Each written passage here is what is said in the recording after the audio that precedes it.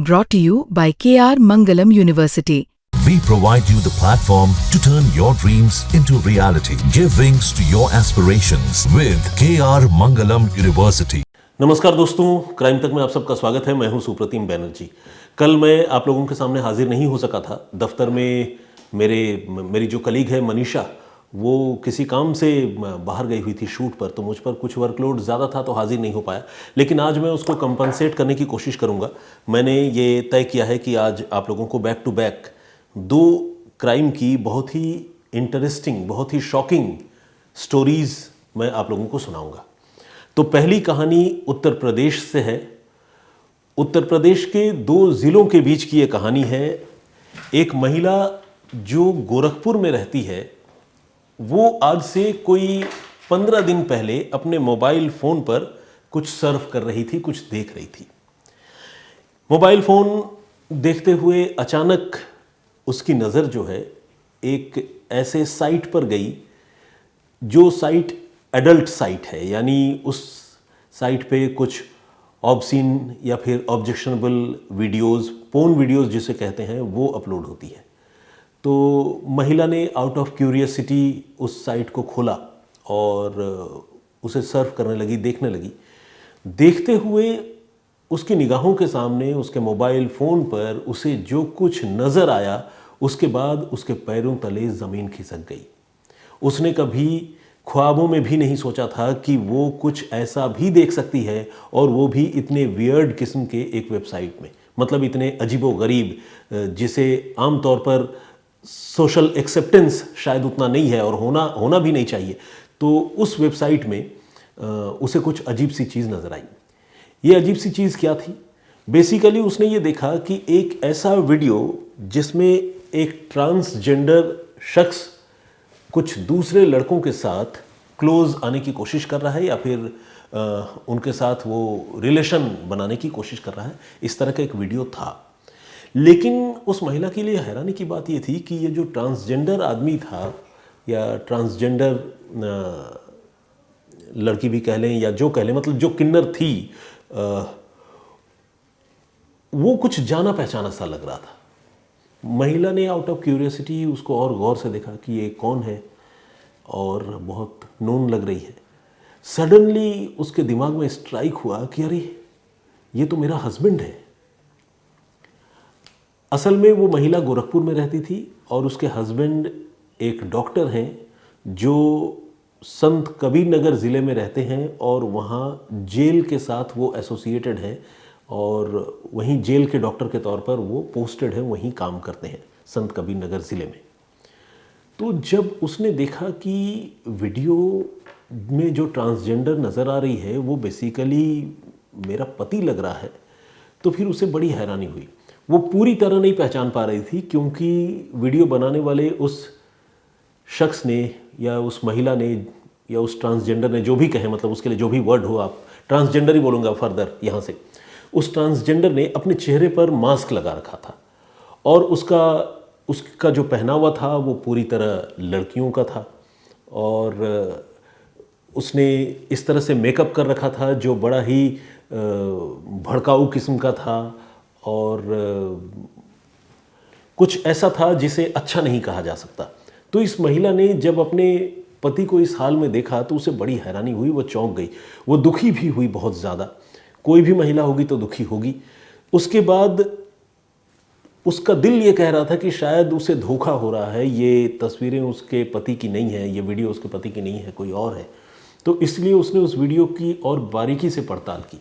अपने तौर पर वो जितना देख सकती थी उसने देखा, और देखते हुए वो ये देखकर चौंक गई कि अब से कुछ रोज़ पहले उसने अपने पति के सरकारी क्वार्टर में उनके कमरे का जो डेकोरेशन किया था, अपने हाथों से जो वॉलपेपर खरीद कर ले जाकर उसने अपने पति के कमरे में लगाया था, वो वॉलपेपर भी पीछे क्लियरली विजिबल था, दिख रहा था।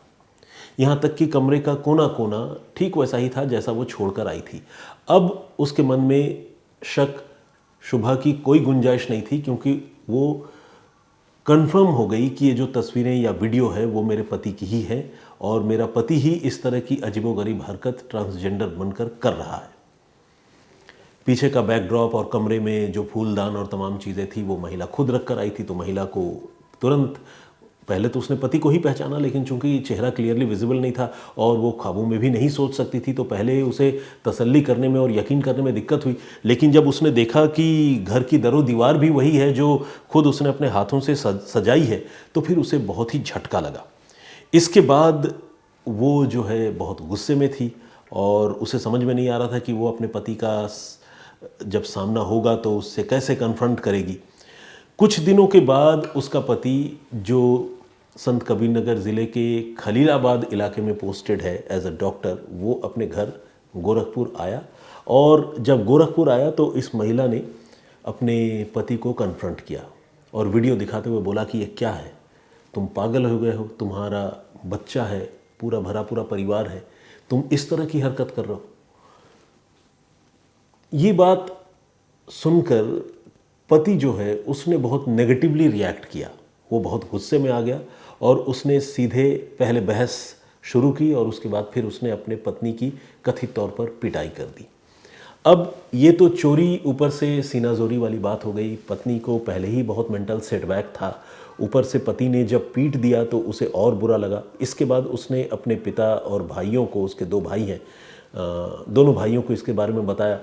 ससुराल के लोग आए और आने के बाद उन्होंने दामाद जी से बात करने का फ़ैसला किया। सोचा कि भाई पूछें कि दामाद जी के दिमाग में ये कौन सा फितूर सवार हो गया है। तो उन लोगों ने जब इस डॉक्टर साहब को कन्फ्रंट किया कि भाई ये क्या वीडियो बना रहे हो और इस तरह की हरकतें क्यों कर रहे हो, तो डॉक्टर जो है उनसे भी भिड़ गया और उनके साथ भी मारपीट की। तो देखा जाए तो एक ऐसा शख्स जो था तो मर्द, लेकिन अपनी आइडेंटिटी ट्रांसजेंडर की बनाकर और अपनी असली आइडेंटिटी कंसील कर, छुपा कर एडल्ट वेबसाइट में कुछ लड़कों के साथ अश्लील और अजीबोगरीब हरकतें करते हुए वीडियो बना रहा था और उन्हें अपलोड कर रहा था।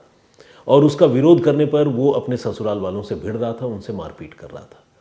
तो महिला ने जाकर इस सिलसिले में थाने में बाकायदा रिपोर्ट लिखवाई और महिला ने कहा कि पुलिस की मौजूदगी में उस कमरे का दरवाज़ा खोला जाना चाहिए जिस कमरे में ये सारे वीडियोज़ खलीलाबाद में शूट किए गए हैं, क्योंकि मेरे पास वो वीडियोज़ मौजूद हैं और कमरे की दरो दीवार जिस तरह से मैंने सजाई थी, जैसा डिज़ाइन किया था, वो है वीडियो में साफ साफ नज़र आ रहा है। तो अगर पुलिस की मौजूदगी में उस कमरे को खोला जाए तो वहाँ से और भी आपत्तिजनक चीज़ें जो है वो बरामद हो सकती हैं। पुलिस ने ये सारी बातें सुनी, तहरीर ली और फिलहाल उस कमरे को पुलिस ने सील कर दिया है। इस बीच जो डॉक्टर हैं उन्होंने भी अपना पक्ष रखा है। उनका ये कहना है कि मेरा अपनी पत्नी से पिछले कई सालों से अनबन चली आ रही है। हालांकि इन दोनों ने लव मैरिज की थी और कुछ सालों तक सब कुछ ठीक भी रहा, लेकिन धीरे धीरे दोनों के रिश्तों में खटास आ गई, क्योंकि पत्नी का ये कहना है कि पति की हरकतें ठीक नहीं हैं और पति ने अभी तो एडल्ट साइट पर उसने अपने वीडियोस अपलोड किए हैं जो ऑब्जेक्शनेबल है, जिसे देखकर मैं हैरान हूँ। लेकिन मुझे ये भी जानकारी मिली है कि मेरा पति जो है मीना राय के नाम से एक फेक आईडी के ज़रिए अपने आप को लड़की या ट्रांसजेंडर बताकर वो फेसबुक पर एक्टिव रहता है, सोशल नेटवर्किंग साइट्स पर एक्टिव रहता है और वो लड़कों को फंसाता है और अपने कमरे तक बुलाता है। यही वजह है कि वो हमारे साथ गोरखपुर में नहीं रहता, बल्कि वो नौकरी के बहाने से खलीलाबाद में अकेला रहता है और हमें भी जो है अपने साथ नहीं रखता। और उस कमरे में जो उसका सरकारी क्वार्टर है, उसके कमरे को एक तरह से उसने पोर्न फिल्मों का, ब्लू फिल्मों का एक स्टूडियो बना दिया है। इस तरह की बात उस महिला ने कही और बाकायदा उस फेसबुक आईडी के बारे में भी बताया जिस फेसबुक की फेक आईडी को ये आदमी चलाया करता है। हालांकि डॉक्टर साहब का कुछ और ही कहना है। उनका कहना है कि मेरा अपनी पत्नी के साथ पिछले कई सालों से अनबन चला आ रहा है। मेरी लड़ाई होती है क्योंकि मैं घर का इकलौता बेटा हूं और मेरी पत्नी और मेरे ससुराल वाले मेरी हत्या कर देना चाहते हैं और इसीलिए उन्होंने ये सारा प्रपंच रचा है। वो वीडियोज़, इन डॉक्टर साहब का कहना है कि वो वीडियोज़ जो है वो सबके सब झूठे हैं, मेरे नहीं हैं, बल्कि एआई के ज़रिए से बनाए गए हैं, आर्टिफिशियल इंटेलिजेंस के ज़रिए से। और उन वीडियोज़ को बनाने वाला भी कोई और नहीं बल्कि मेरा छोटा साला है, यानी मेरा यंगर ब्रदर इन लॉ। वो सॉफ्टवेयर इंजीनियर है, उसे आर्टिफिशियल इंटेलिजेंस की अच्छी खासी समझ है, तो उसने ही मेरे वीडियोस बनाकर पोर्न साइट पे अपलोड किए हैं। ये इन डॉक्टर साहब का कहना है। डॉक्टर साहब का ये भी कहना है कि चूंकि अब उसकी पत्नी के साथ ऑल आउट वॉर की शुरुआत हो चुकी है, लड़ाई झगड़ा हो रहा है, थाने तक बात पहुंच गई है, तो उसे डर है कि कहीं पत्नी और ससुराल वाले उसकी हत्या ना कर दे। उन डॉक्टर का ये कहना है कि अगर पत्नी और ससुराल वालों ने मेरी हत्या कर दी तो जाहिर है अगर हत्या की तो वो जिम्मेदार होंगे, और मैं अपनी तरफ से कम खुदकुशी नहीं करूंगा। ऐसा हो सकता है कि मेरी हत्या करने के बाद वो मेरी मौत को मेरी चुनी हुई मौत के तौर पर दिखाने की कोशिश करे, लेकिन डॉक्टर ने क्लियर किया है कि वो अपनी तरफ से कम अपने आप को ख़त्म नहीं करेंगे, बल्कि अगर ससुराल वालों ने कुछ किया तो जवाबदेही या जिम्मेदारी उन्हीं की होगी। तो फिलहाल जो गोरखपुर की पुलिस है और संत कबीर नगर की पुलिस है, दोनों असमंजस में पड़ गई है। पति पत्नी के बीच की ये लड़ाई है। इस तरह के मामलों में आमतौर पर म्यूचुअल अंडरस्टैंडिंग की कोशिश की जाती है, परिवार परामर्श केंद्र में मामले जाते हैं जिसमें समझाने बुझाने का सिलसिला चलता है। लेकिन ये जो सेक्स वीडियो का जो एंगल है, वो एंगल अपने आप में काफ़ी शॉकिंग और काफ़ी वियर्ड है। आर्टिफिशियल इंटेलिजेंस से डीप फेक के बहुत सारे वीडियोस बनते हैं, इसमें कोई दो राय नहीं है, लेकिन एक पति का वीडियो अगर उसकी पत्नी देख रही है और उसकी पत्नी को ये लग रहा है कि ये वीडियो जो है मेरे पति का ही है, और जिस तरह से हुलिया उन्होंने बना रखा है, जैसी उनकी गले की आवाज़ है और जैसे उनकी चाल ढाल जिस तरह से है, बॉडी लैंग्वेज जैसा है, वो सब कुछ हूबहू मेल खा रहा है। यहाँ तक कि पीछे की दीवार भी मेरे हाथों से लगाए हुए वॉलपेपर उसमें साफ नज़र आ रहे हैं। तो फिर जाहिर सी बात है, जो पत्नी है उसकी बातों में दम तो नज़र आता है। हालांकि आर्टिफिशियल इंटेलिजेंस के ज़माने में कुछ भी हो सकता है, इसीलिए मैं इस मामले में किसी को गुनहगार या किसी को बेकसूर नहीं कहना चाहता, नहीं बताना चाहता, लेकिन महिला ने जो शिकायत की है उस शिकायत की अनदेखी नहीं होनी चाहिए, और मेरे हिसाब से उसको वेरीफाई ज़रूर करना चाहिए कि क्या पति वाकई इस तरह की हरकतों में लिप्त है या फिर नहीं है। तो ये थी पूरी कहानी और पहली कहानी। दूसरी कहानी अब मैं आप लोगों के सामने लाऊंगा, और वो कहानी है मध्य प्रदेश की। मध्य प्रदेश में एक ज़िला है, नाम है मऊगंज। मऊगंज ज़िले में एक गांव है पथराहा। इस पथराहा गांव में पिछले महीने की 8 तारीख को, यानी 8 अप्रैल को 16 साल का एक लड़का जिसका नाम है सुशील पाल, वो अपने घर से घूमने के लिए निकला। लड़का स्कूल जाने वाला था और रोज़ ही घर से बाहर जाता था, वापस आ जाता था। रूटीन लाइफ जैसे थी वैसे चल रही थी। लेकिन 8 अप्रैल को सुशील अपने घर से निकला और फिर कभी लौट कर नहीं आया। घर वाले बहुत परेशान रहे, 8 तारीख को उसे ढूंढते रहे, उसका कोई पता नहीं चला। 9 तारीख को फाइनली वो पुलिस के पास गए और उन्होंने अपने बेटे की गुमशुदगी की रिपोर्ट लिखवाई। पुलिस वालों ने रिपोर्ट लिखवाई और पुलिस वालों ने कहा कि अरे लड़का तो आपका तकरीबन जवान ही हो चुका है, ज़रा पता कीजिए, कहीं आपके नाते रिश्तेदारों के यहाँ या किसी दोस्त के साथ कहीं चला गया होगा। आप भी ढूंढिए, हम भी ढूंढने की कोशिश करते हैं। तो घर वाले वापस आ गए मन महसूस कर।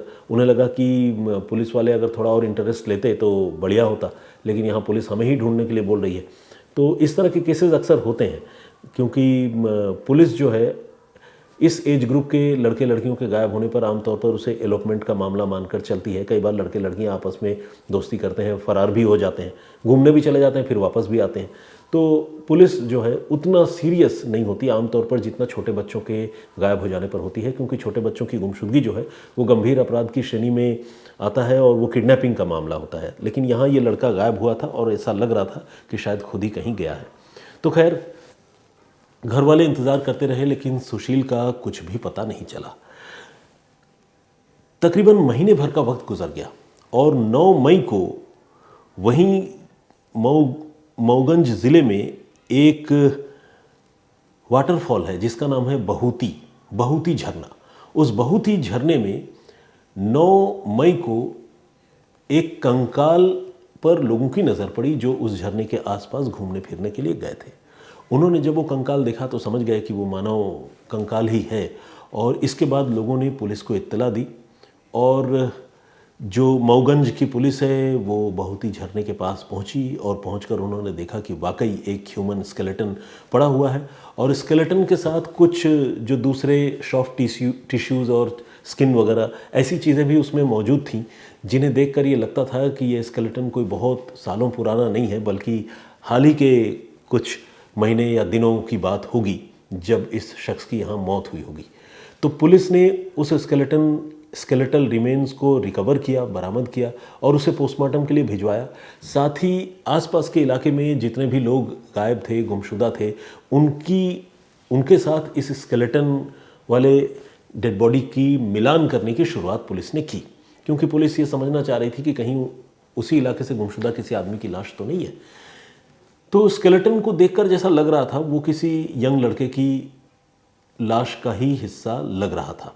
ऐसे में पुलिस को शक होने लगा कि कहीं ऐसा तो नहीं कि महीने भर पहले जो सुशील पाल नाम का लड़का गायब हुआ था, ये कंकाल कहीं उसका ना हो। मऊगंज पुलिस ने उस स्केलेटन को, उस कंकाल को रिकवर करने के साथ ही उस लड़के के घर वालों को बुलाया और कहा कि एक बार प्लीज़ आप लोग आकर देखिए कि कहीं ये आपके बच्चे की लाश तो नहीं है, उसका कंकाल तो नहीं है। घर वाले पहुँचे और वहाँ पर मौके पर कपड़े या फिर जो दूसरे कुछ भी बिलोंगिंग्स वहाँ पर पुलिस ने रिकवर किए थे, उन सारी चीज़ों को देखते ही उन्होंने ये पहचान लिया कि ये बॉडी जो है वाकई उनके बेटे सुशील की ही है। पूरा परिवार गम में डूब गया, रोना पिटना मच गया।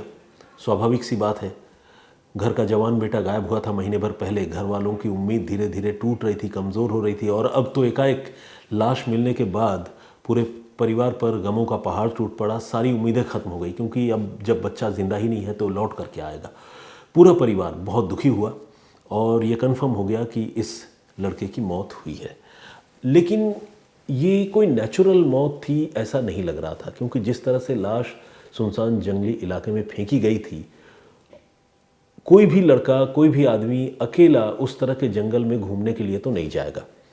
तो ऐसे में उसके साथ कोई ना कोई रहा ज़रूर होगा जिसके साथ वो आखिरी बार घूमने के लिए गया होगा। ये लोग कौन थे, इसके बारे में अब पुलिस ने पता लगाना शुरू कर दिया।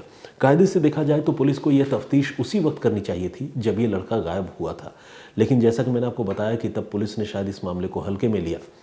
वही पुलिस जब डेड बॉडी मिल गई, लाश मिल गई, तब पुलिस ने ये पता करना शुरू किया कि उस लड़के के साथ आखिरी बार कौन कौन देखा गया था घूमने के लिए या किसके साथ वो गया था। तो जब पुलिस ने ये सब कुछ पता किया तो उसमें उसके स्कूल के ही कुछ दोस्तों के नाम सामने आए। 3 नाम मैं आपको बताऊंगा और चौथा नहीं बताऊंगा, क्योंकि चौथा जो है वो नाबालिग है लड़का।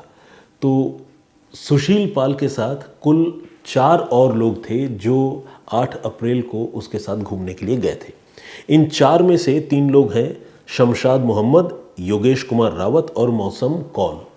ये 3 लड़के थे और एक चौथा था। इनके बारे में जब पुलिस को पता चला तो पुलिस ने एक एक करके इन 4 को पकड़ा और पकड़ने के बाद इनसे पूछताछ शुरू की। शुरू में इन लड़कों ने पुलिस को बरगलाने की कोशिश की, झूठ बोला, लेकिन फिर बाद में इन्होंने अपना जुर्म कबूल कर लिया और इन्होंने कहा कि हाँ, उन्होंने ही महीने भर पहले सुशील पाल की हत्या की थी। और ये सारे बच्चे +1 +2 में पढ़ने वाले हैं, या समझ लीजिए कि अभी एक आध जिनका मैं नाम ले रहा हूँ, ये हो सकता है कि +1 से अभी +2 से अभी जस्ट इन्होंने पास आउट किया हो, अभी हाल में रिजल्ट भी आया है तो पास आउट किया है।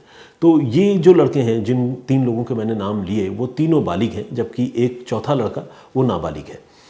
तो बॉर्डर टाइप का मामला है, मतलब 17 से 18 साल के बीच की एज है। तो पुलिस ने अगर ये नाम डिस्क्लोज़ किए हैं तो जाहिर है वो लड़के एडल्ट होंगे। तो इन लड़कों के बारे में पुलिस को पता चला और इनसे जब पूछताछ हुई तो इन्होंने कत्ल की बात कबूल कर ली। पुलिस ने पूछा कि भाई कत्ल क्यों किया, तो उसके पीछे इन लड़कों ने जो कहानी सुनाई वो बहुत हैरान करने वाली है। कहानी कोई बहुत लंबी चौड़ी या कॉम्प्लिकेटेड नहीं है, लेकिन शॉकिंग ज़रूर है। हुआ ये कि 2 साल पहले, साल 2023 में सुशील पाल ने 5 रुपए की कीमत वाली एक लिखो और फेंको वाली जो कलम होती है वो ख़रीदी थी। वो ख़रीद कर स्कूल लेकर गया था। वो पेन इस्तेमाल कर रहा था, इस बीच वो दोस्तों से बातचीत करने लगा, तब तक उसका पेन जो है वो कहीं खो गया या गायब हो गया। पेन जब खो गया तो 5 रुपए के इस पेन को लेकर उसने अपने दोस्तों से बातचीत की और जैसा कि स्कूल में होता है, अरे उसने लिया होगा, इसने लिया होगा, इस तरह की बातें चल रही थी। फाइनली उसे पता चला कि उसका पेन जो है वो शमशाद ने चुराया है। अब शमशाद के साथ 5 रुपए के पेन को लेकर उसकी पहले कहासुनी हुई, झगड़ा हुआ और फिर ये जो सुशील है वो अगले दिन अपने अंकल को स्कूल बुलाकर ले गया और अंकल ने भी टीचर की मौजूदगी में शमशाद को अच्छी खासी डांट पिलाई। तो 5 रुपए का एक पेन का बवाल इतना बढ़ा कि एक लड़का अपने गार्जियन को बुला कर ले आया और दूसरे लड़के को डांटा भी गया और जो भी उसे सीख या सबक देनी थी टीचर्स ने वो दी। हालांकि चोरी करना या किसी का चीज़ ले लेना, चाहे वो 5 रुपए का ही क्यों ना हो, उसे हम जस्टिफाई नहीं कर सकते, लेकिन किस तरह से उस बच्चे से डील किया गया ये भी एक इम्पॉर्टेंट बात है। इस मामले में स्कूल वालों को भी बहुत ज़्यादा सजग और संवेदनशील होना चाहिए और ख़ासकर ये जो लड़का है विक्टिम सुशील पाल, इसके घर के लोगों को भी ये समझना चाहिए कि वो किसी दूसरे बच्चे के साथ कैसे ट्रीट कर रहे हैं महज 5 रुपए के कलम के लिए, जिस चीज़ के लिए उसे प्यार से समझाया जा सकता है। तो खैर शमशाद को ऐसा लगा कि सुशील ने अपने घर वालों से उसकी बेइज्जती करवाई, सार्वजनिक रूप से स्कूल में सबके सामने डांट पिलाई गई उसे और 5 रुपए के पेन का बवाल बहुत ज़्यादा बढ़ गया। तो ये चीज़, ये खुंदक शमशाद ने अपने दिल में पाल लिया। हालांकि इसकी बिल्कुल ज़रूरत नहीं थी। नए उम्र के लड़के लड़कियां हैं, कई बार छोटे मोटे मसले हो जाते हैं, उनको भूल कर आगे बढ़ना चाहिए। इस एज ग्रुप के लोग अगर हमारी ये स्टोरीज सुनते भी हैं तो उनके लिए भी ये मैसेज है कि बहुत सारी चीज़ों को मिनिमाइज़ कर देना, भूला देना, छोड़ देना ज़्यादा बढ़िया होता है कई बार। तो खैर शमशाद ने वो ग्रज और वो खुंदक जो है वो अपने मन में पाल कर रखी और तकरीबन 2 सालों तक वो सही मौके का इंतज़ार करता रहा। उसने सुशील को सबक सिखाने का फ़ैसला किया और ये तय किया कि वो उसकी हत्या कर देगा, लेकिन उसे कुछ ऐसे राजदार साथियों की भी तलाश थी जिसके साथ मिलकर वो हत्या कर सके और 2 सालों तक वो ऐसे ही साथियों को राज़ी करने में और उन्हें ढूंढने में लगा हुआ था। फाइनली योगेश, रावत, मौसम कौल और एक तीसरा लड़का शमशाद को मिला और इन चारों ने मिलकर सुशील की हत्या करने की प्लानिंग की और इन्होंने 8 अप्रैल को घूमने के बहाने उसे घर से बाहर बुलाया और 8 अप्रैल को ही इनको बहुती झरने के पास ले जाकर सुशील की इन्होंने हत्या कर दी। हत्या करने के बाद लाश उन्होंने जंगल में ही फेंकी और वो निश्चिंत हो गए कि यहाँ जंगल में उन्हें देखने वाला कोई नहीं है, वो कभी नहीं पकड़े जाएंगे। फिर वो वहाँ से फरार हो गए, लेकिन जब पकड़े गए तो पकड़े जाने के बाद पूरी कहानी भी सामने आ गई। तो नटशेल में अगर मैं एक बार समराइज कर दूं तो पूरी कहानी यही है कि 5 रुपए के एक पेन को लेकर 2 स्कूली बच्चों के बीच में ऐसा झगड़ा हुआ कि एक स्कूली बच्चे ने बदले की आग अपने दिल में 2 सालों तक सुलगाए रखी, जलाए रखी और 2 सालों के बाद उसने अपने ही एक क्लासमेट की हत्या की। ये कहानी अपने आप में बहुत दुखद है और नए उम्र के लड़के लड़कियों के बीच में भी अपराध की घटनाएं कैसी तेज़ी से बढ़ रही हैं और लोग कैसे क्रिमिनल माइंडेड होते जा रहे हैं, ये घटना इस बात का भी एक संकेत है। तो खैर दोनों ही खबरों में मैसेजेस छुपे हुए हैं और दोनों ही घटनाएं अपने आप में शॉकिंग भी है। मुझे लगा कि ये दोनों कहानियाँ, दोनों घटनाएं मुझे आप लोगों को बतानी चाहिए, मैंने बताई। आप लोगों की क्या राय है इस पर कमेंट करके ज़रूर बताइएगा। चूँकि कल मैं हाजिर नहीं हुआ था तो उससे प्रीवियस डे वाली जो स्टोरी है उसके कमेंट्स आज मैं नहीं पढ़ रहा हूँ और आपसे गुजारिश है कि आज वाली स्टोरी पर अपनी राय ज़रूर दीजिएगा।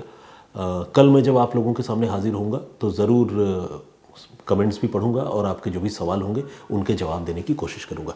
फिलहाल मुझे इजाज़त दीजिए, अपना बहुत ख्याल रखिए, सुरक्षित रहिए। जय हिंद, जय भारत।